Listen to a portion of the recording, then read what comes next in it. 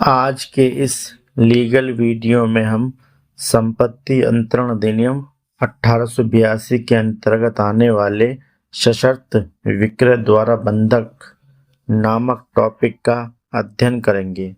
तो चलिए शुरू करते हैं।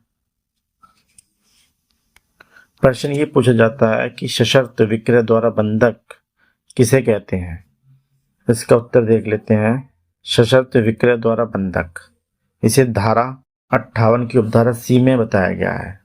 सशर्त विक्रय द्वारा बंधक को इस प्रकार व्यक्त कर सकते हैं। नंबर 1 पे आता है तात्पर्य। उसमें बंधककर्ता बंधकदार को अपनी संपत्ति दृश्यतः बेचता है और शर्त यह लगाता है कि यदि मैं बंधक धन को एक निश्चित तिथि पर अदा कर दूंगा तो विक्रय शून्य हो जाएगा और संपत्ति मुझे मिल जाएगी, किंतु यदि मैं ऐसा नहीं कर पाया तो विक्रय पूर्ण हो जाएगा और बंधकदार उस संपत्ति का स्वामी हो जाएगा। इसका दृष्टांत देख लेते हैं। जैसे ए बी से 4 लाख रुपए लेकर अपने 10 लाख रुपए के मकान को उसे बेच देता है और विक्रय विलेख में यह शर्त लगाता है कि यदि वह बी के 4 लाख रुपए को 5 वर्ष में ब्याज सहित वापस कर देगा तो विक्रय शून्य हो जाएगा और यदि वह ऐसा नहीं कर पाया तो विक्रय पूर्ण हो जाएगा। तो इसे सशर्त विक्रय द्वारा बंधक कहा जाएगा। इसका अगला पॉइंट है पंजीकरण। वर्तमान विधि के अनुसार सशर्त विक्रय द्वारा बंधक का भी पंजीकरण आवश्यक है, भले ही नियत लिया जाने वाला ऋण 100 रुपये से कम हो या 100 रुपये हो या इससे ज्यादा हो। अगला पॉइंट है मोचन निषेध।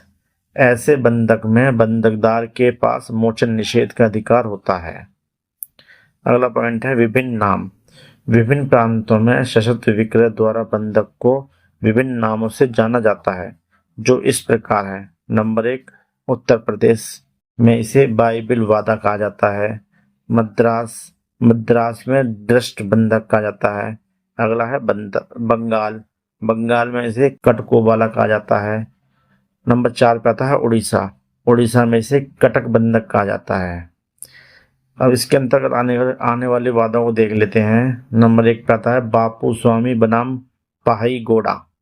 इस वाद में ए ने 4000 रुपये लेकर अपनी एक संपत्ति का बैनामा कर दिया, जबकि बाजार में उस भूमि की कीमत 8000 रुपये थी। बैनामे में शर्त यह रखी गई थी कि विक्रेता 5 वर्ष बाद 4000 रुपये ब्याज सहित क्रेता को दे देगा और अपनी संपत्ति वापस ले लेगा। विवाद की स्थिति में उच्चतम न्यायालय ने यह निर्णित किया कि यह समव्यवहार सशर्त विक्रय द्वारा बंधक है।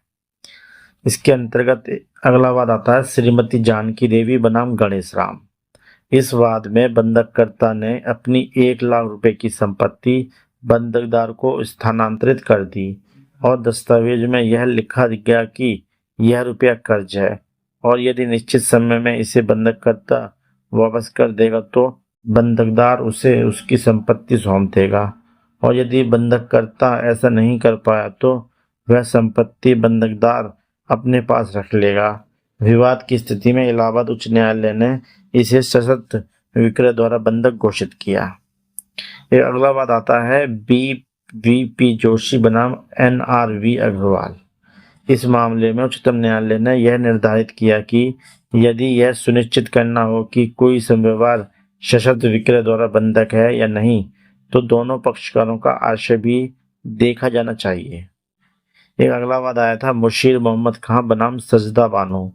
इस वाद में उच्चतम न्यायालय ने यह कहा कि दस्तावेज के गहन परीक्षण के उपरांत ही यह निष्कर्ष निकाला जाना चाहिए कि वह समव्यवहार सशर्त बंधक है या नहीं। दोस्तों, उम्मीद करता हूँ ये टॉपिक आपको पसंद आया होगा। आपकी सहायता एवं सहूलियत के लिए इस टॉपिक का PDF लिंक वीडियो के नीचे डिस्क्रिप्शन में है। आप चाहे तो वहां से PDF फाइल डाउनलोड कर सकते हैं। साथियों, अगर वीडियो पसंद आया तो लाइक और सब्सक्राइब कीजिए।